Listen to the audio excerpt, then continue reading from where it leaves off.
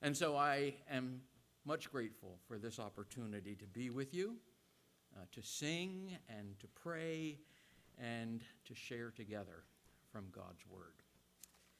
So let me share with you from the Gospel according to Luke, chapter 10, verses 30 through 37, a most familiar story.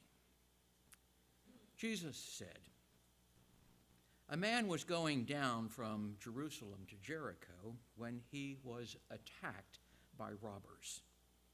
They stripped him of his clothes, beat him, and went away, leaving him half dead.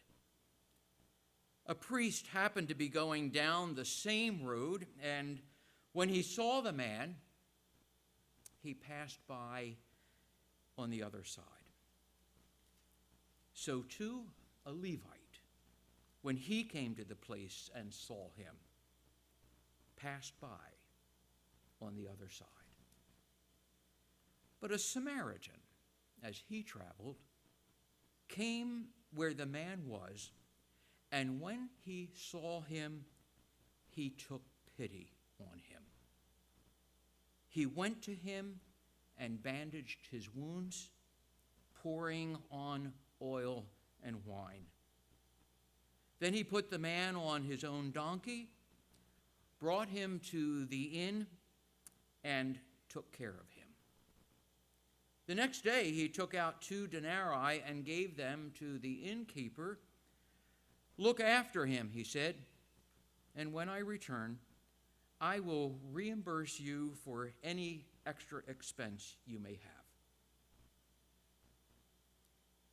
Which of these 3 do you think was a neighbor to the man who fell into the hands of robbers?" The expert in the law replied, "The one who had mercy on him." And Jesus told him, "Go and do likewise." The Good Samaritan, a story of goodness and generosity, a story of great-hearted and selfless giving. I seldom read it without thinking of another story. It was 1886. 6-year-old Hattie Mae Wyatt was crying on the steps of a small church in Philadelphia because there was not room enough in the Sunday school for her to attend. She wanted to sing the songs, wanted to hear the stories, wanted to be with others who loved the Lord, but she was alone. Her clothes were shabby, and she had no ticket.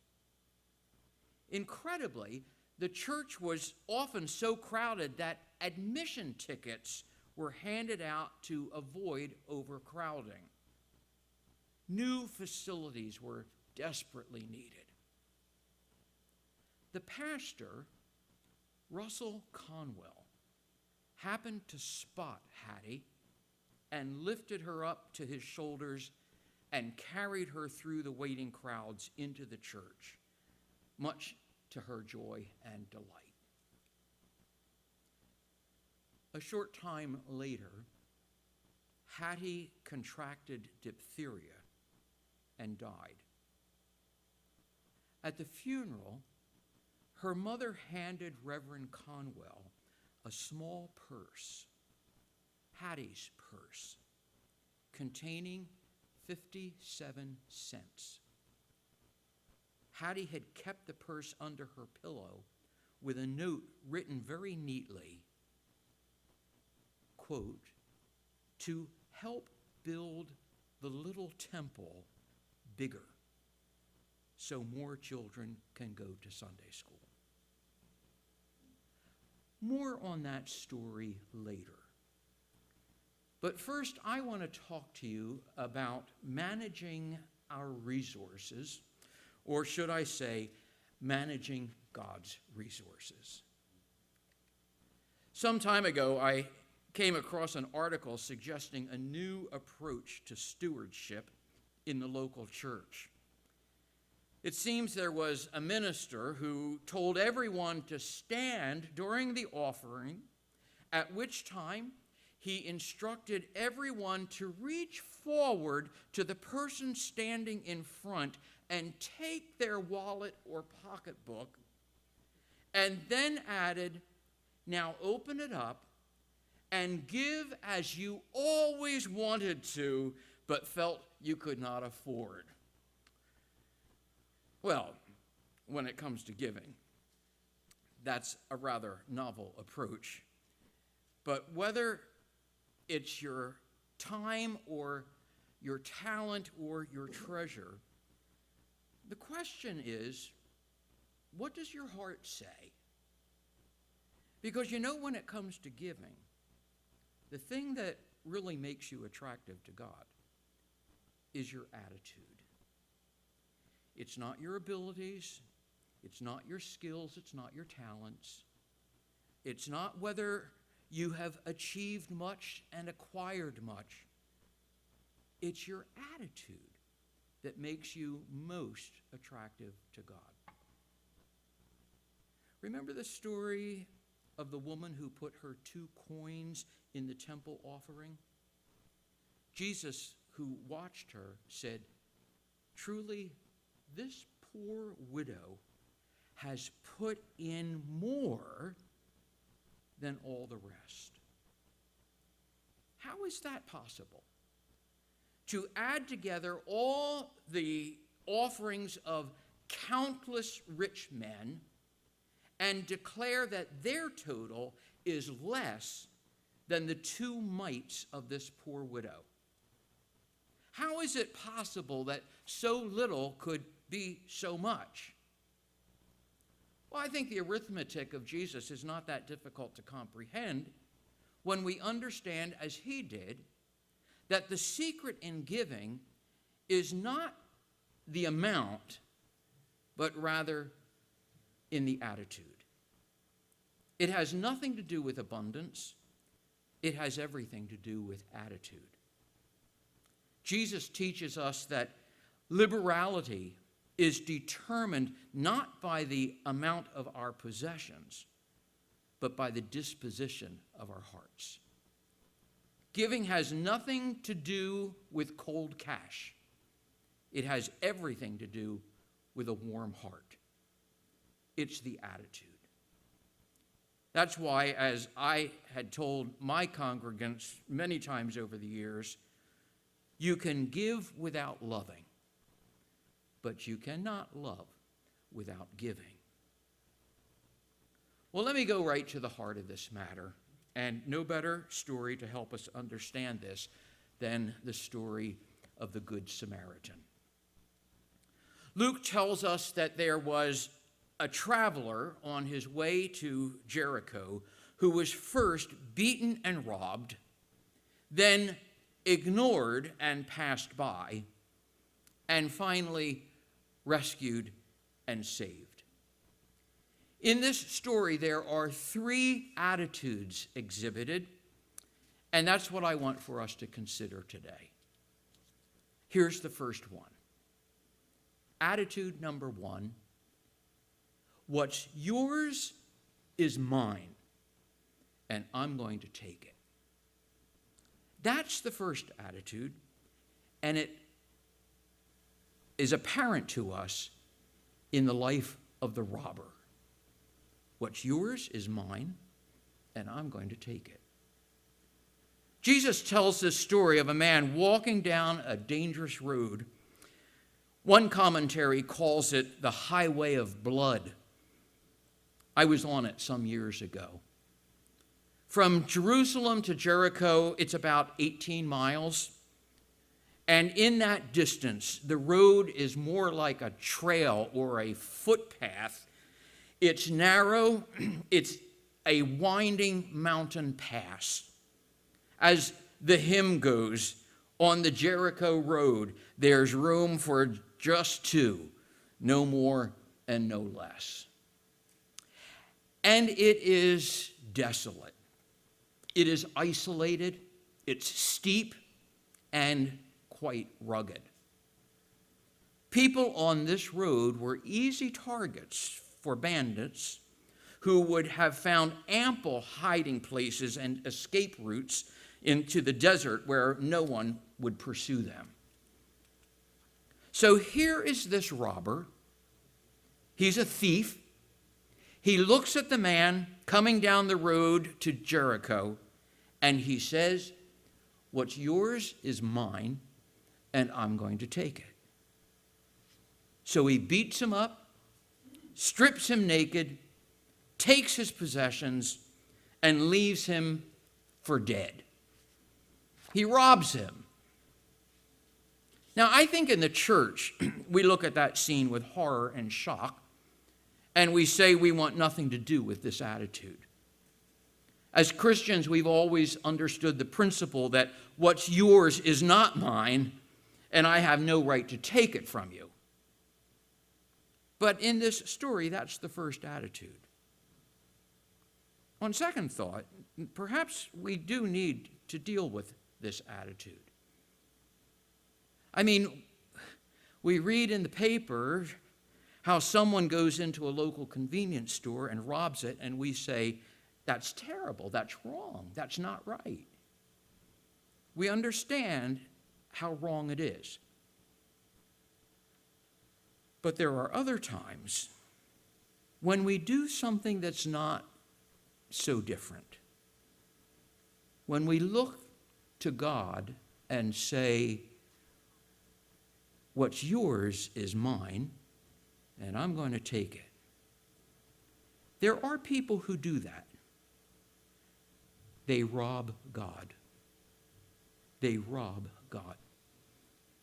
Listen to these powerful words from the book of Malachi.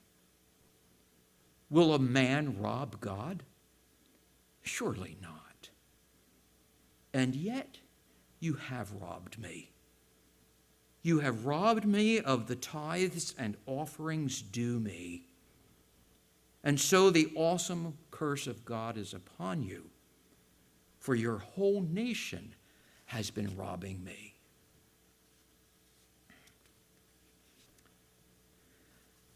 William was 16 years old when he left home to seek his fortune. All his possessions were tied into a bundle and carried over his shoulder. He met an old canal boat captain one day who told him, and William told this captain, how his father was too poor to keep him, and the only trade that he knew was how to make soap and candles. The old canal boat captain kneeled and prayed with William and gave him some wise words of counsel. He said, "Someone will soon be the leading soap maker in New York City. It could be you as well as someone else. Be a good man. Give your heart to Christ. Pay the Lord what belongs to him. Make an honest soap. Give a full pound, and I'm certain you'll prosper and be blessed by God." Well, into the city William went, remembering the captain's words. And though he was poor and lonesome, William joined with a church, and the first dollar he earned, he gave a tenth to God. 10 cents from every dollar was sacred to the Lord. Gaining regular employment, William eventually became a partner and later sole owner of the business. He made an honest soap. He gave a full pound and instructed his bookkeeper to open an account with the Lord where he would give 10% of his income. The business grew, so he gave 20%, 30%, 40, 50, and finally, by investing, William was able to give 100% of his income to the work of the Lord. That man was William Colgate, a good Baptist, by the way. He gave millions to the Lord because he knew all of it belonged to God, and he would not rob God.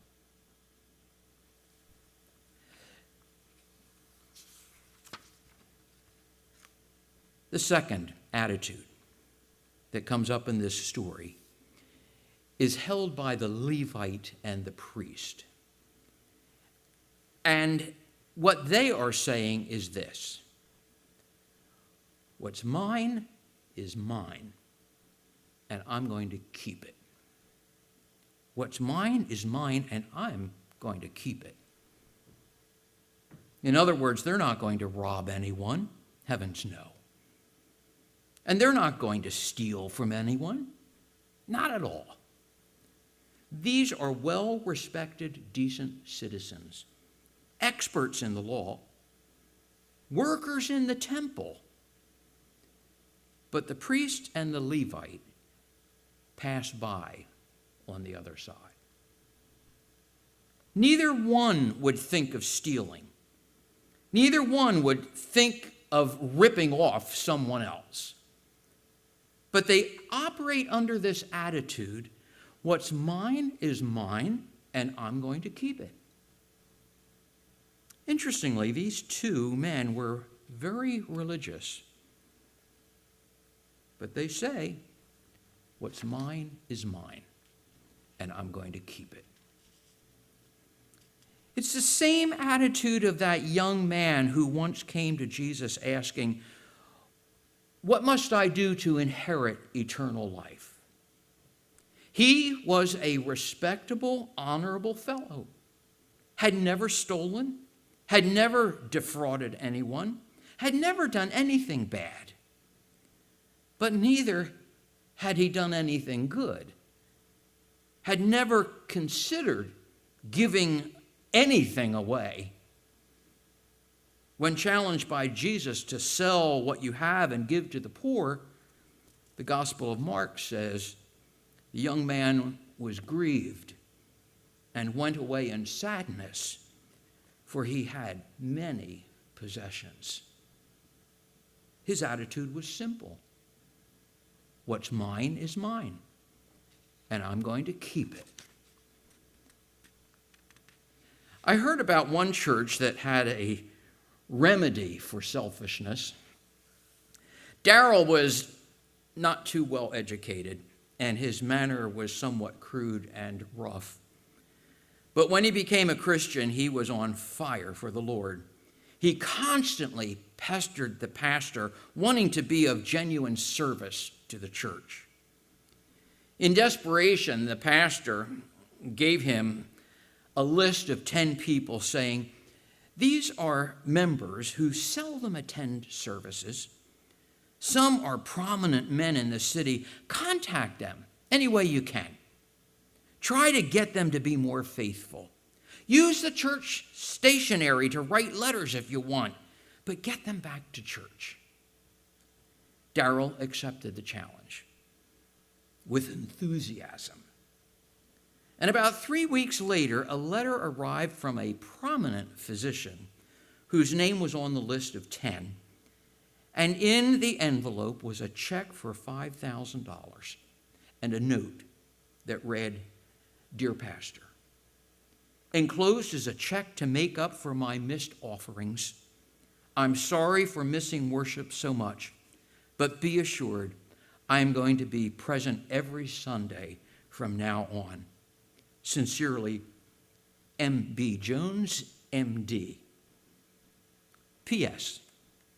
Would you kindly tell your secretary that there is only one T in dirty and no C in skunk? Well, I guess that's one approach to stewardship education. But there are these people whose philosophy says what's mine is mine and I'm going to keep it. You know, I read the news. I hear the voices of many people. And it seems to be the mantra of our times even today. What's mine is mine, and I'm going to keep it. But I learned something different. I learned that one of the first lessons of Christian stewardship is the principle that teaches I have a responsibility for others. I learned that lesson when I was a teenager. I used to cut grass for my grandfather. One day he was planting an apple tree in his yard. It was a hot afternoon. And I said to him, "Grandpa, why are you planting this tree? I mean, you're 80 years old." That's not far from me right now. But then I thought, man, he's old. Basically, I was saying, you know, it's going to be at least 6 years before an apple can be pulled from that tree. And you're going to die before that ever happens. You're never going to see it in full blossom. You're never going to see its fruit. All this effort, and you're never going to taste one single apple from this tree. Well, Grandpa, I think, could read right through my mind. I remember he took off his hat, sat down in the shade with me, put his arm around me and said, "Buddy, let me tell you something. I'll never taste an apple off this tree. But I want you to understand, the world doesn't stop when I die. And just as I've enjoyed things that were given to me by people who had gone on before, I want to leave something for others."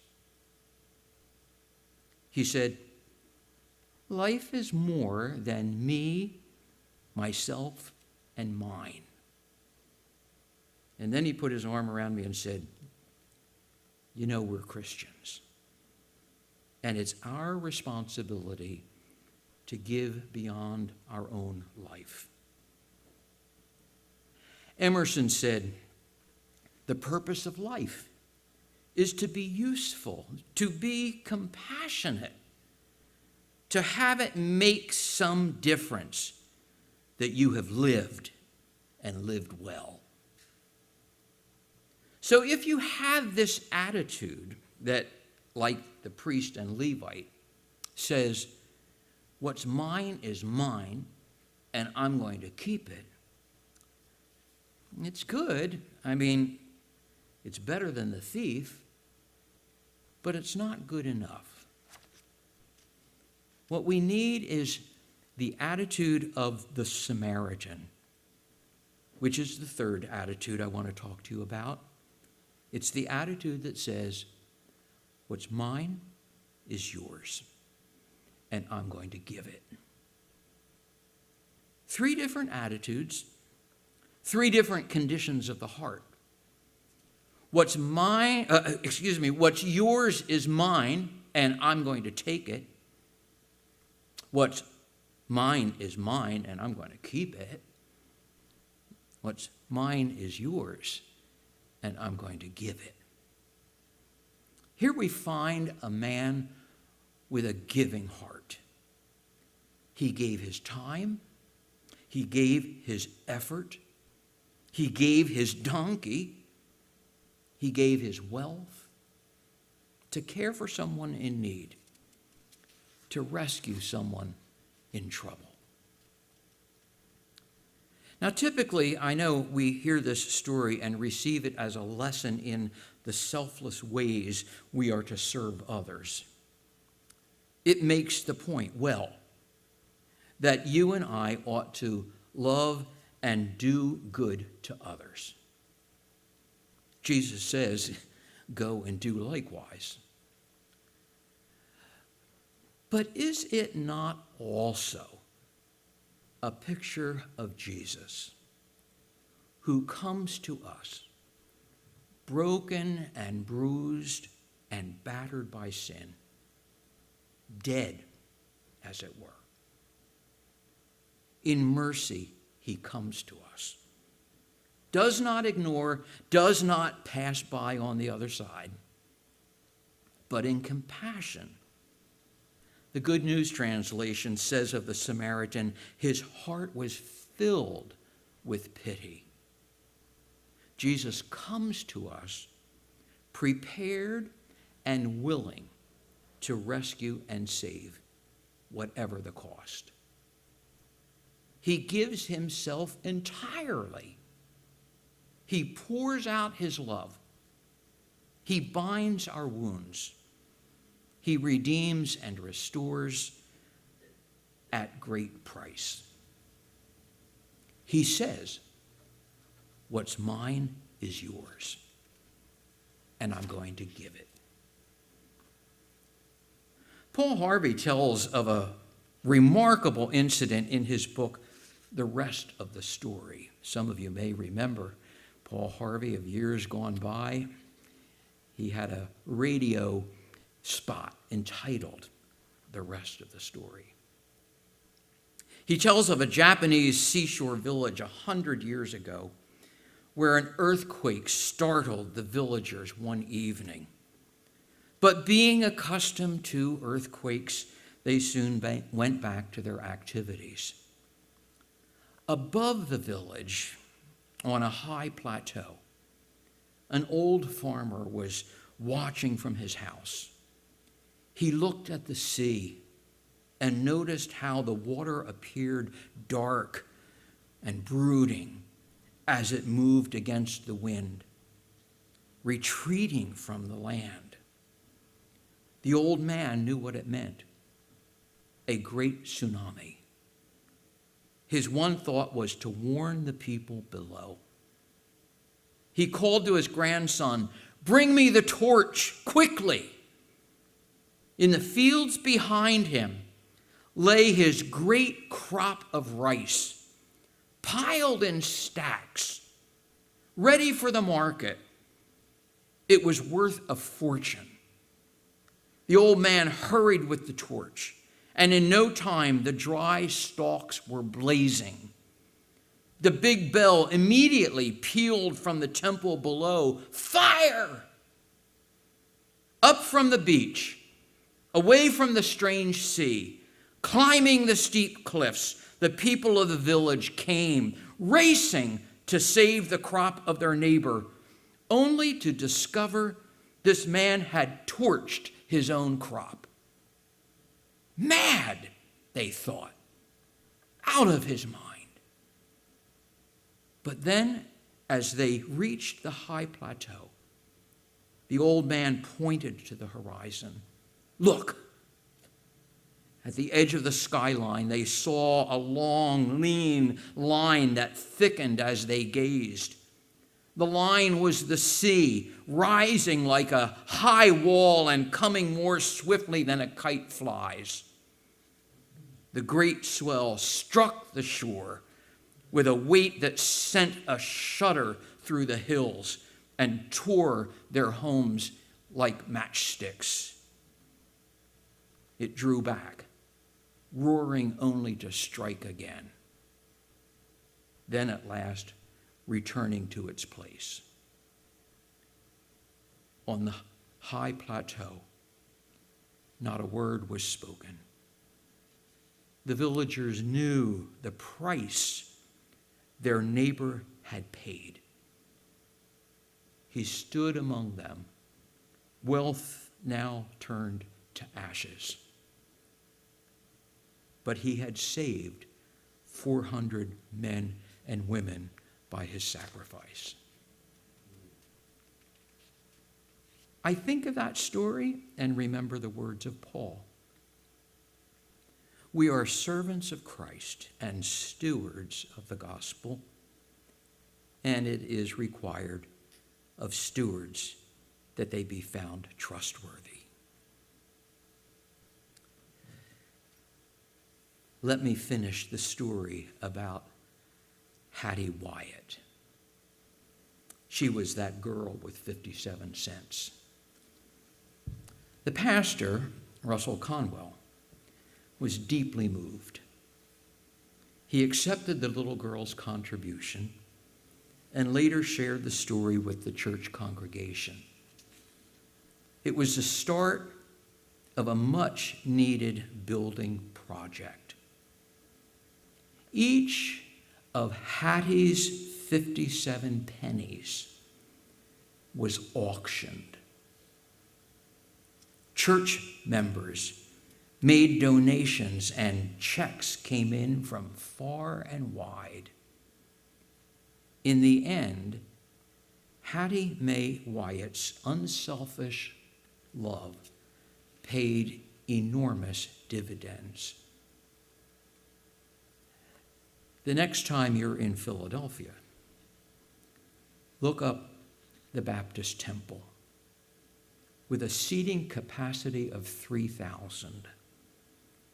And be sure to visit Temple University and Temple University Hospital, both of which also claim their origin from the ministry of Temple Baptist Church in Philadelphia. It all began with a beautiful, dedicated heart and 57 cents. What's yours is mine, and I'm going to take it. What's mine is mine, and I'm going to keep it. What's mine is yours, and I'm going to give it. Bob Hope, who I never thought of as a great theologian, said it right. If you haven't got charity in the heart, you've got the worst kind of heart trouble. Let's look at our hearts today. Would you join with me in prayer?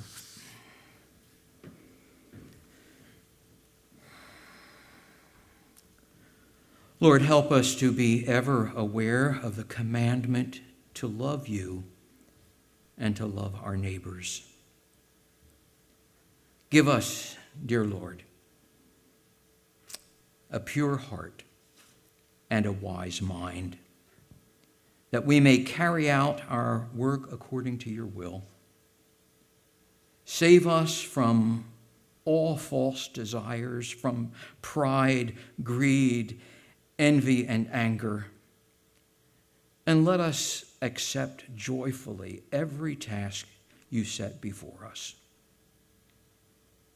Lord, help us to be a merciful neighbor, even when it is inconvenient, when time is short or other responsibilities loom. Help us to remember the Good Shepherd and Jesus' simple message, go and do likewise.